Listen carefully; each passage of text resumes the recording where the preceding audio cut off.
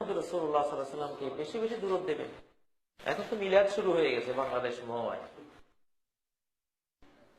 কোথায় মিলাদ? আপনি পেলেন কোথায়? দলিল দেন। ইসলাম তো দলিলের না, প্রমাণের না। দলিল দিতে হবে। 1 শতক জমিন কিনতে আপনি কতগুলো দলিল চান? খাজনার পর্চা আছে কিনা হাল লাগান। গত বছরটা এই বছরটাও দেখেন, ডাটা ঠিক আছে কিনা, খতিয়ান, সিএস রেকর্ড, আরএস রেকর্ড সব ঠিক আছে কিনা, তারপর খারিজ খতিয়ান আছে কিনা, 62 রেকর্ডের কি হাল, 39 বর্তমান জরিপের কি অবস্থা। কত দলিল, 25 বছরের দলিল ঘাটাঘাটি করেন। 1 শতক জমি কিনবেন কয় লাখ টাকা বা কয় হাজার। কিন্তু আপনি যদি জান্নাতে যান, সবার শেষে জান্নাতে যান, আপনার শেষে আর কেউ যায়নি, সবার থেকে নিম্ন জান্নাতে আপনি, আপনার চেয়ে নিচু আর কেউ নেই, তাহলে আপনি ওখানে যেটা পাবেন সেটা হলো লাকাত দুনিয়া ওয়া আশারাতু আমসালিহা, 10টা দুনিয়া আপনি সেখানে পাবেন। 1 শতক জমির জন্য এতগুলো দলিল লাগলো আপনার, আর 10 দুনিয়া সমান জান্নাত পেয়ে যাবেন, সেটার জন্য কোনো দলিল লাগবে না, কোনো প্রমাণ লাগবে না।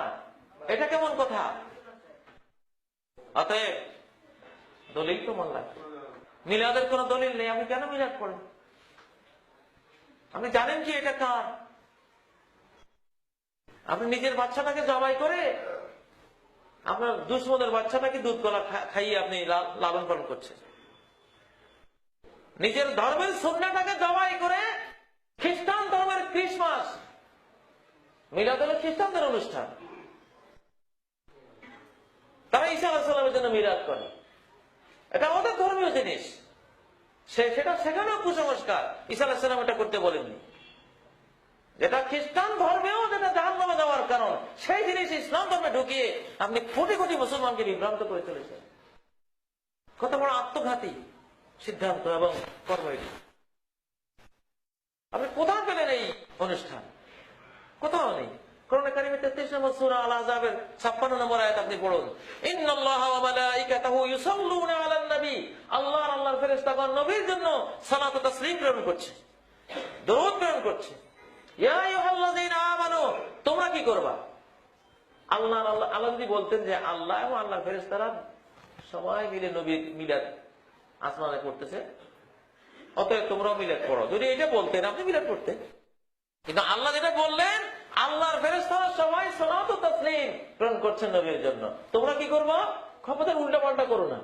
আল্লাহ তো জানেন এটা উল্টা পাল্টা করবে, এই জন্য নিজের কথা বললেন, ফেরেশতাদের কথা বললেন, তারপর বললেন তোমাদের দায়িত্ব হলো ওনারা যেটা করে সাল্লাল্লাহু আলাইহি ওয়াসাল্লিমু তাসলিমা, তোমরা নবীর জন্য সালাত ও তাসলিম করো। আপনি বলেন হুজুর অসুবিধা কি? মিলাদ পড়তে তো খুব ভালোই লাগে। যখন টানটা দেয় ইয়া নবী, তখন তো আমার মনটা একটু আনসান করে উঠে। ভাই, মন আনসান করলে হবে না। মিলাদের আনসান করাচ্ছেও সুরেলা নারীরা যখন গান গায় আরো বেশি আনসান করে, কিন্তু আনসান করতে করতে জাহান্নামে পড়বেন। সুইট হইলেই কিন্তু জীবন বাঁচিয়ে দেবে না, অনেক বিষও আছে খুব সুইট, বিষাক্ত জিনিস। আপনাকে বলা হয়েছে সালাত ও তাসলিম, একবার সালাত দিলে 10 বার আল্লাহ আপনাকে রহমত নাজিল করবেন। আল্লাহ নবী একদিন হাসতেছেন, সাহাবীরা বলেন কেন হাসেন? নবী বললেন যে আমি এই জন্য হাসি, আল্লাহ আমাকে বলেছেন মান সাল্লা আলাইকা ওয়াহিদাতান সাল্লাইতু আলাইহি আশরান, তোমাকে একবার দুরূদ দেবে আমি 10 বার তাকে রহমত দেব কমপক্ষে।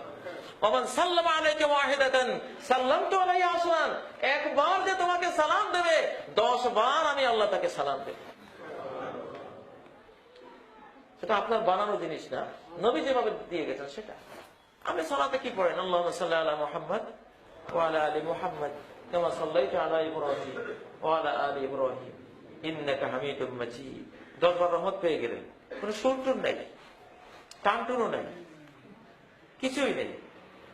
তাহলে রহমতের ওয়াদাটা টান ছাড়াই না আমরা দেখতে পাই। টানের মধ্যে কি সওয়াব তো পাই না। সুরের মাত্রা, কোন মাত্রায় সুরটা দিলেন, কি সুন্দর লাগলো, ওটা আপনার কাছে লাগে, আল্লাহর কাছে ওটা সুন্দর লাগে না। অতএব সালাত ও তাসলিম মিলাদ না। রাসূল সাল্লাল্লাহু আলাইহি ওয়াসাল্লামকে এইভাবে সালাত ও তাসলিম দিবেন যত পারেন ইনশাআল্লাহ। এটা সরাসরি আপনি অন্য কোনো দোয়া করলে সেটা কবুল হলো কি হলো না সেটা আমরা জানি, কিন্তু এটা ডাইরেক্ট কবুল হয়ে যাচ্ছে। সরাসরি আপনি 10 বার রহমত পাচ্ছেন, 10 বার সালাম পাচ্ছেন আল্লাহর পক্ষ থেকে।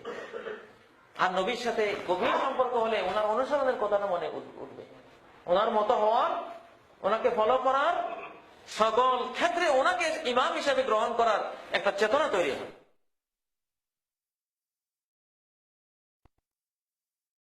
এই জন্য মুহাম্মদী চেতনা আনতে হবে। অমুকের চেতনা, তমুকের চেতনা, অমুক সালের চেতনা, এইসব চেতনা আসমানে পরকালে টিকবে কিনা সেটা আপনি বিবেচনা করুন। ইমানই চেতনা লাগবে, চেতনাটা হতে হবে ইমানই চেতনা। ইমানই চেতনাই আপনাকে জান্নাতে নেবে, দুনিয়াতে শান্তি দেবে, আখিরাতে শান্তি দেবে। শান্তির চেতনাই হলো ইমানই চেতনা। আল্লাহ আমাদেরকে ইমানই চেতনা নসিব করুন।